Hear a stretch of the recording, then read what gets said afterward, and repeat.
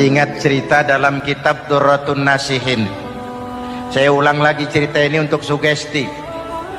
Ada buajingan tengik pernah membunuh 99 orang. Satu saat hidayah datang kepadanya, terniat ingin bertaubat. Dicarinya seorang ustadz, ketemu ustadz kepala ngajar. Ustadz, ya, apa? Saya mau taubat, diterima apa tidak taubat saya?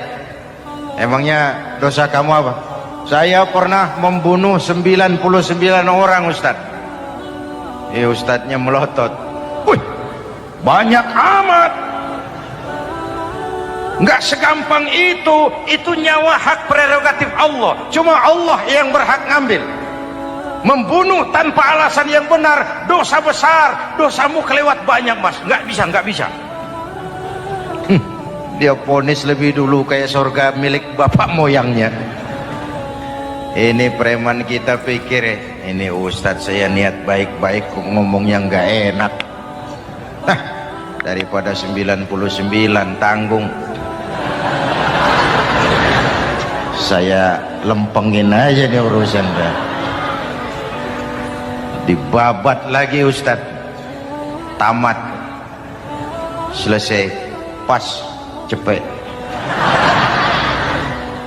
Niat taubatnya masih terus. Dia mengembara sampai ketemu seorang ustadz yang bijak. Waalaikumsalam Ustadz. Salam. Ada apa? Ustadz, saya mau taubat, diterima apa enggak sih? Oh, sebelum mentari terbit dari sebelah barat, sebelum napasmu sampai di tenggorokan, Allah akan menerima taubatmu. Boleh jadi dosamu besar, tapi ampunan Allah lebih besar dari dosamu. Begitu tadi. Iya. Cuman ngomong-ngomong dosamu apa sih? Ustadz, saya sih tadinya cuma bunuh 99 orang. Terus ada ustadz ngomongnya nggak enak, jadi saya cukupin 100. Oh, taubatmu diterima asal benar-benar. Cuma begini saja, kampungmu kampung brengsek tuh, lingkunganmu nggak sehat.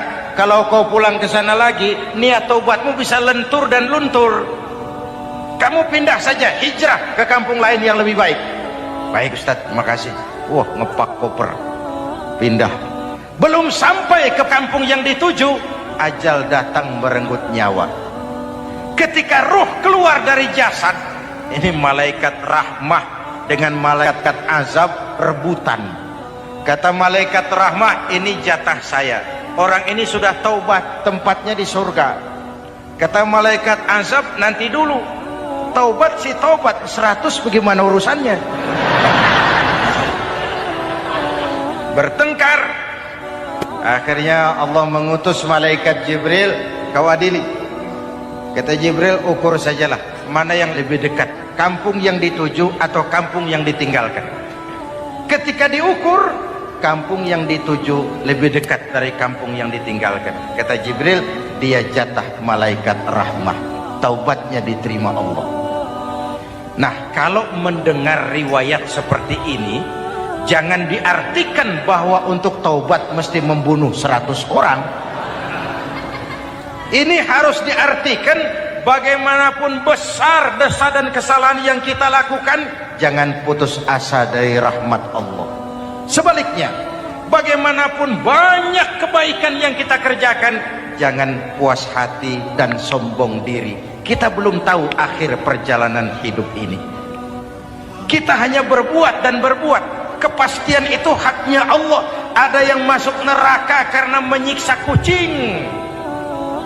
Ada yang masuk surga walaupun sudah membunuh 100 orang.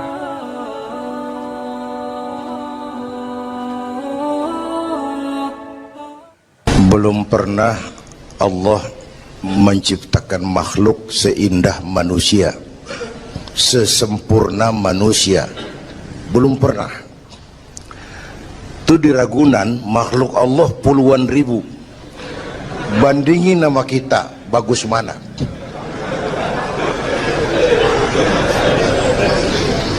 Ada makhluk Tuhan tuh yang disebut malaikat, diciptakan dari cahaya, immaterial, dan karena itu tidak perlu material. Malaikat diberikan akal tapi tidak diberikan nafsu. Kalau malaikat selalu benar, nggak istimewa. Kalau malaikat nggak pernah salah, wajar. Nggak ada yang bikin mereka salah. Material nggak perlu, seksual nggak perlu, sama duit budek, sama perempuan kagak open. Malaikat. Sebaliknya ada makhluk Allah yang namanya binatang, diberikan otak tapi tidak diberikan akal. Mereka hanya diberi nafsu. Sapi kalau dia ngelihat rumput, nggak usah nanya ini rumput halal apa haram, nggak usah. Ayam jago kalau sudah datang syahwatnya, nggak usah nengok ini banyak orang apa enggak, nggak usah. Dan itu wajar binatang. Nah yang ketiga kita manusia, makhluk paling kompleks, diberi akal, diberi nafsu. Tiap hari sejak bangun tidur sampai tidur kembali terjadi pergolakan perjuangan antara bisikan akal dan nafsu. Kadang akal menang, kita naik jadi malaikat, cuman potongannya manusia. Kadang nafsu menang, kita turun lebih kayak binatang, bahkan lebih rendah daripada binatang, lebih buas daripada binatang. Buas-buasnya sapi, makanannya cuma rumput. Manusia kalau sudah puas itu aspal, kabel telepon, minumnya solar,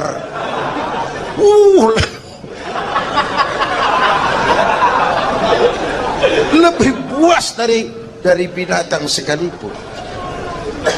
Agar akal bisa mengendalikan nafsu, Allah menurunkan agama, bukan menghilangkan, mengendalikan, mengatur.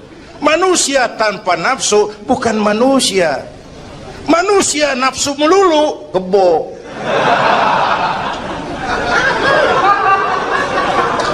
Islam nih, agama nih nggak ngilangin nafsu, ngatur supaya sesuatu pada tempatnya. Jangankan hidup berkehidupan, pakai kopiah saja mesti ada caranya tuh. Ya, ada cara. Ceramah ya gini, dagang miringin dikit, main gaple begini.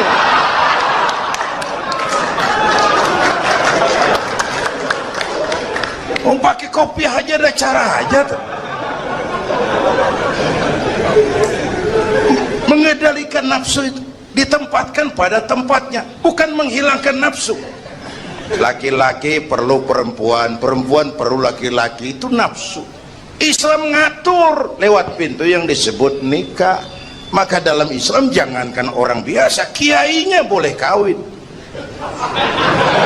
Bener, saya kalau kiai nggak boleh kawin saya pilih mundur saya. Berat rontok rambut.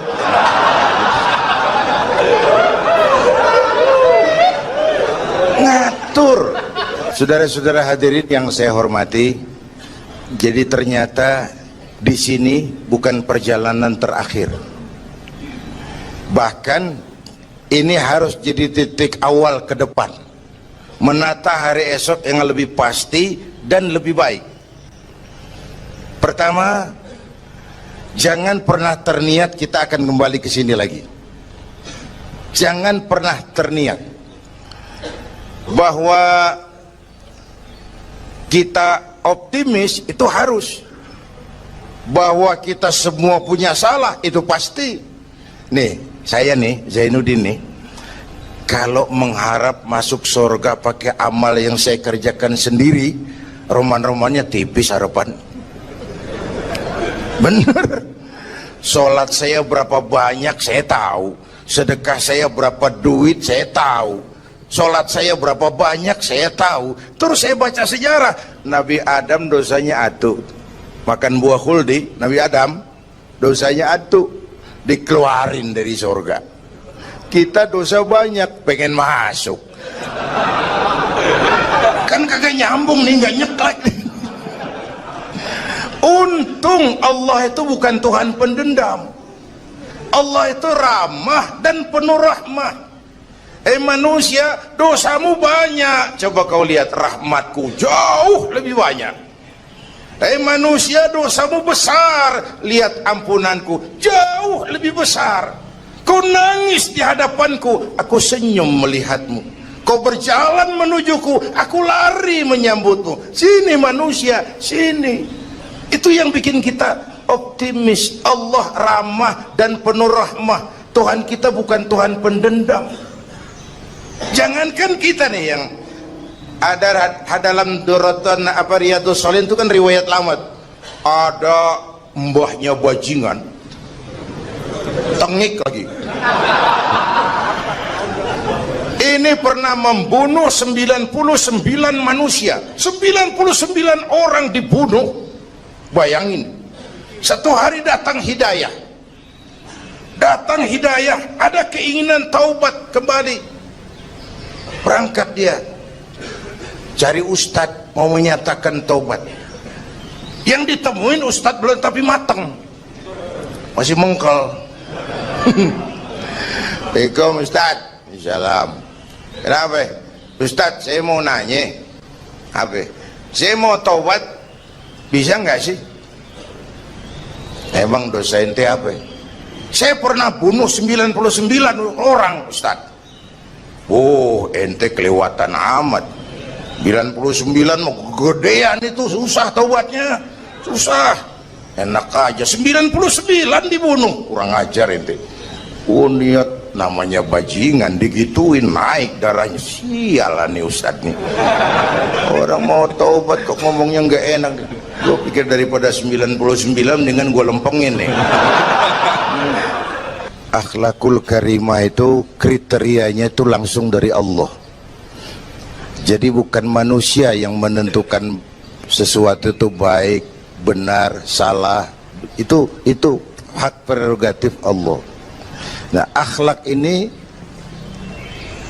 lebih lengkap, lebih sempurna daripada daripada adat misalnya. Anak muda yang lewat di depan orang tua membungkukkan badan, itu dianggap sudah cukup beradat, tapi belum tentu berakhlak. Niatnya apa dia bungkukin badan? Ngelihat kaki-kaki udah bongkok. Tergantung niatnya itu.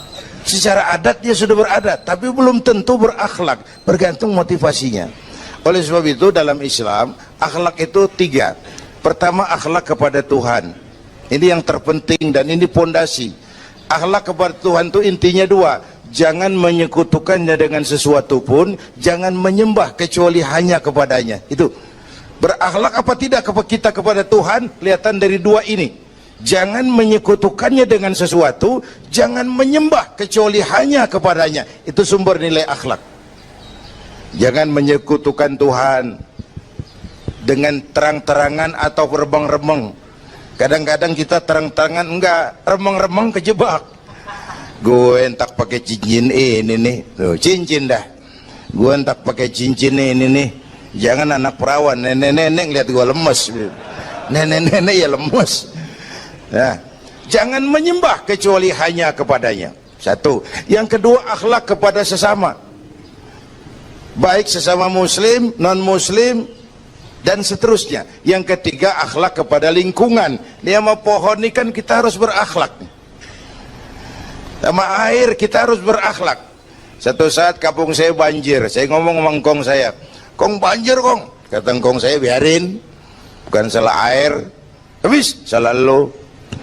Salah kita bagaimana? Lah lo tempat air lo tempatin. Yang punya tempat datang dia kagak ngerti, ini tempat gua di sini ngapain ada lo banjir. Artinya apa? Di Jakarta ini kita nggak ngasih tempat buat air, pantas dong dia ngayap kemana-mana. Al-Quran mengajarkan wa tilkal ayyamu nudawiluha bainan nas. Hari itu kami putar di antara manusia. Tidak ada yang tetap, segalanya pasti berubah. Sehingga para filosof bilang yang tetap adalah perubahan. Yang tetap adalah perubahan. Ada saat datang, ada saat pergi. Ada hari dilantik, ada saat menyerahkan jabatan. Ada saat berdiri, ada waktunya duduk.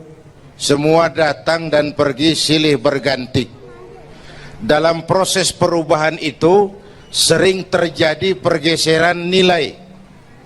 Ya Bu? Apaan? Nah, serius banget. Emang kudu serius. Dalam perubahan itu sering terjadi yang disebut pergeseran nilai. Sebab apa? Sebab Al-Quran sudah memberikan indikasi. Kalla innal insana la yatgha ar-ra'ahus taghna. Manusia sering lupa diri apabila melihat dia berada dalam posisi yang mapan. Baik kemapanan itu karena kemampuan intelektual, karena kekuatan materi, atau karena faktor kekuasaan. Dikala itu orang sering lentur dan luntur, mengalami proses degradasi. Banyak orang tadinya dengan lantang teriak berantas korupsi, ganyang korupsi, cuma karena belum dapat kesempatan. Begitu dapat kesempatan, korupsinya lebih gila dari yang diteriakin. Ada nggak yang model begitu? Di luar negeri. Di luar negeri, luarnya lagi malah. Terjadi proses degradasi. Makanya saya sih ngarepin ini menteri-menteri kabinet baru kayak yang kemarin dilantik, DPR baru, saya ngarepin waktu dilantik tuh baca doanya nawaitu sauma godin. Niat puasa dulu deh. Ini negara lagi kurang tapi bagus, ekonomi masih gonjang ganjing, rakyat masih Senin Kemis. Nawaitu sauma godin dulu deh. Nunda dulu, nunda tempe boleh abis maghrib, nunda entaran tahu boleh abis maghrib. Menteri mau naik mobil mewah boleh ntar kalau ekonomi udah mendingan, rakyat napasnya udah pada lega. Nawaitu saum, ini malah dilantik malah Allahumma lakasumtu. Doa buka puasa yang dibaca habis rakus semua jadi.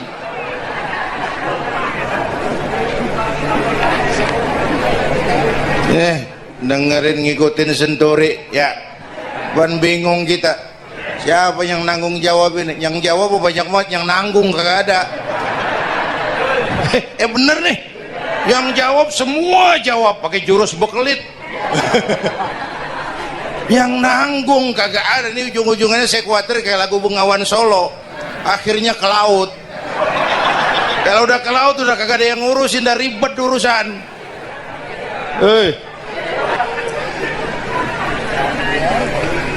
Kita ini sekarang banyak yang merasa pinter tapi tidak pinter merasa. Akibat era informasi kita banyak tahu tapi nggak tahu banyak. Coba dong, siapa aja ngomong apa aja diomongin, begitu dia dalemin gue juga katanya. Banyak tahu tapi nggak tahu banyak. Merasa pinter tapi nggak pinter merasa. Orang tuh kalau merasa pinter yang timbul keangkuhan, tapi kalau pinter merasa yang timbul kebijakan. Ayolah, nah itu sama godin sebentar kok, nunggu maghrib deh. Kalau ekonomi udah beres, rakyat hidupnya udah rada mapan, itu menteri mau pakai mobil buahnya mewah masa bodo amat.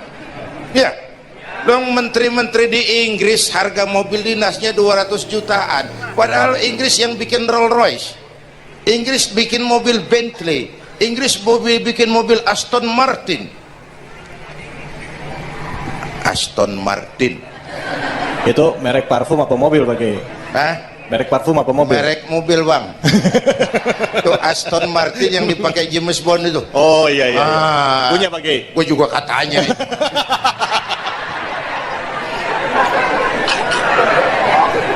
Lah mobil menterinya harga 200 jutaan. Menteri-menteri Malaysia pakai mobil Proton Saga, produknya sendiri. Kita 1,3 miliar. Ada, mudah-mudahan mobil dinas baru ini bisa meningkatkan kinerja saya, kata seorang menteri. Dodol. Apa hubungannya mobil mewah sama kinerja? Apa hubungannya mobil mewah sama kinerja? Kalau memang mental bajai, biar naik Mercy juga selandang-selandang nggak karu-karuan. Mental. Dan ini saya mau bicara, kita perlu stabilitas temperatur batin atas terjadinya perubahan yang membawa pergeseran nilai. Kita harus kayak ikan di laut. Ibu tahu ikan di laut? Tahu? Itu katanya ikan di laut udah Kristen semua.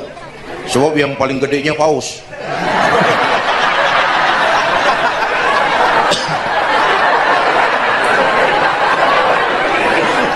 Menghadapi arus perubahan kita itu harus seperti ikan di laut, kata saya tadi. Ikan di laut biar 3 tahun berendam di air asin, nggak ikut jadi asin tuh ya. Kenapa? Karena dia hidup. Ikan yang hidup 3 tahun berendam di air asin nggak ikut asin. Tapi begitu dia mati, ikan mati mah bagaimana keadaan? Digarmin asin, diasemin asin. Ikan mati. Orang yang jauh dari agama, jiwanya mati. Kalau jiwanya mati, gampang diasem garmin lingkungan. Dekat sama ustadz, kalem kayak ustadz. Dekat sama tukang mabok, teler aja lagi. Gue sih bagaimana yang nyampur aja gue mah. Gampang diasem garmin lingkungan. Tapi orang yang jiwanya hidup, silakan buka tempat pelacuran di samping rumah saya, pantang saya ikut. Silakan buka tempat judi di depan rumah saya, nggak bakalan saya ikut. Silakan buka minuman keras di belakang rumah saya, nggak bakalan saya ikut. Jiwanya hidup. Dan jiwa akan hidup kalau agama hidup di hati kita. Kita tidak bisa menghindari perubahan. Kita tidak bisa menghindari arus persaingan. Sekarang ini jangankan dagang, jadi kiai juga kalau nggak sanggup bersaing. Ini bahasa kasar tapi jujur. Curhat. Karena sekarang orang hidup di zaman banyak pilihan. Pergeseran nilai pastilah terjadi. Dulu tahun 60-an Betawi nih, sebelum listrik masuk desa, asal sore habis maghrib kita jalan masuk kampung, berasa banyak Islam tuh. Berumah sono anak muda lagi pada baca Yasin, belah sono yang sono lagi latihan barzanji, belah sono ibu-ibu mengempet ngapalin sifat 20. Dulu tuh masih rumah gelap, belum ada listrik ya. Anak muda lagi belajar huruf Al-Quran, alif dasa alif bawa alif dapan u a e u mim dasa mata dalapan talam dapan lu mata lu. Berasa. Nah, begitu masuk listrik, rumah pada terang, terjadi pergeseran nilai. Apa yang kita lihat? Televisi main gede-gedean. Ya, ya, ngaku lu ngaku. Suara Al-Quran sepi. Jangankan yang baca barzanji, yang apal sifat 20, yang baca Quran pun sepi. Ini pergeseran nilai. Dulu sosial kontrol tajam Pak, orang peduli sama lingkungan. Dulu, sekarang lu gue. Ya, ya. Dulu kalau ada anak gadis hamil di luar nikah, aib, malu selebar kampung. Sekarang makanan hari-hari. Benar-benar nih. Ibu-ibu lebih menghargai selingkuh daripada poligami. Ayo ngaku. Yang bapaknya senyumnya lebar banget nih Pak. Yang bapak. Terjadi pergeseran nilai. Nah, kita ingin pergeseran nilai itu yang positif, bukan yang negatif.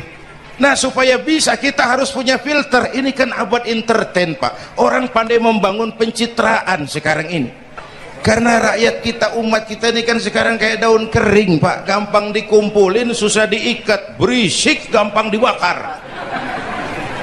Cepat heran, gampang kagum. masyarakat mall. Nih ibu-ibu nih, coba asal ada mall baru rame-rame aja berangkat. Belah sono buka rame-rame dia ke sono, kagak belanja, numpang heran doang.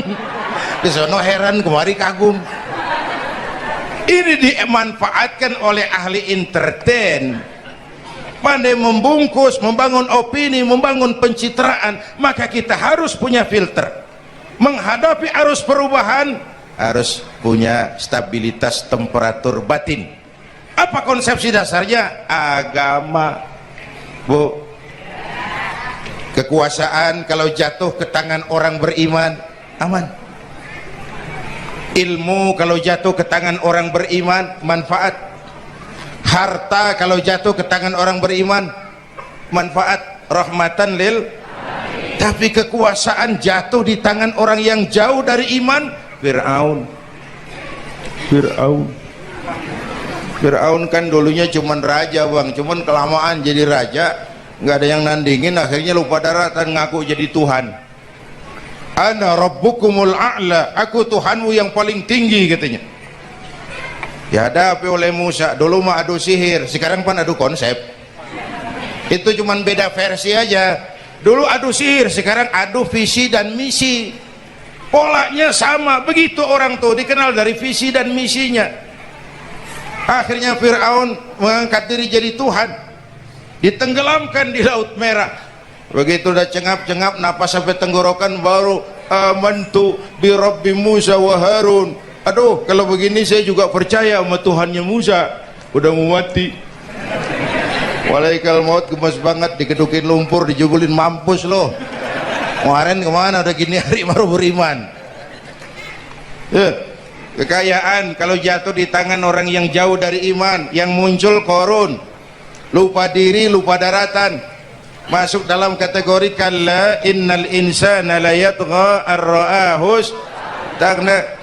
Maka dalam pada itu kita bersyukur Majelis Ulama memberikan fatwa yang berkenaan dengan perubahan-perubahan yang terjadi di tengah-tengah kita, supaya kita ini punya pagar, supaya kita punya benteng ada yang kita pegang. Dan yang memberikan fatwa juga Majelis Ulama, bukan seorang tuh, majelis, lalu terdiri dari berbagai macam proses pertimbangan. Nggak sembari ngelamun di bawah pohon jambu tuh nyusun fatwa tuh. Saya perlu sampaikan ini sebab orang kan harus hati-hati. Memang ada hadis, barang siapa yang berijtihad lalu ijtihadnya benar dapat 2 pahala, kalau ijtihadnya salah dia dapat 1 pahala. Manijtahada, man di sini bukan lil itlaq, bukan siapa saja, barang siapa lalu siapa saja, nggak beres urusan. Barang siapa yang memenuhi persyaratan untuk berijtihad lalu dia berijtihad, itu yang kalau salah dapat 2, kalau salah dapat 1, kalau benar dapat 2. Jadi manijtama'a fihi syurutul ijtihad, bukan man lil itlaq lalu siapa saja boleh berijtihad lalu lahir fatwa yang aneh-aneh. Tetapi sungguh pun demikian, fatwa Majelis Ulama itu tidak bersifat mengikat. Ini yang bijaksananya. Tuh, dalam Al-Quran Pak, Bu, balik lagi ke ceramah nih. Dalam Al-Quran Allah itu maha bijaksana. Kapan? Coba. Kalau sorga disediakan untuk orang yang tidak punya dosa, sepi sorga. Ya, nih, ayo jujur nih, ada nggak yang kagak punya dosa di sini? Nggak ada. Untung Allah bilang apa? Wa amma man sakulat mawazinuhu fahuwa fi 'ishatir radiyah. Orang yang timbangan kebaikannya lebih berat dari timbangan kesalahannya. Bukan nggak punya salah. Orang yang timbangan kebajikannya lebih berat dari dosanya. Bukan nggak punya dosa. Ya. Tapi lebih berat, kan itu yang kita harapin. Ada dosa, ada salah, iya, tapi timbangan kebaikan lebih berat daripada timbangan kesalahan.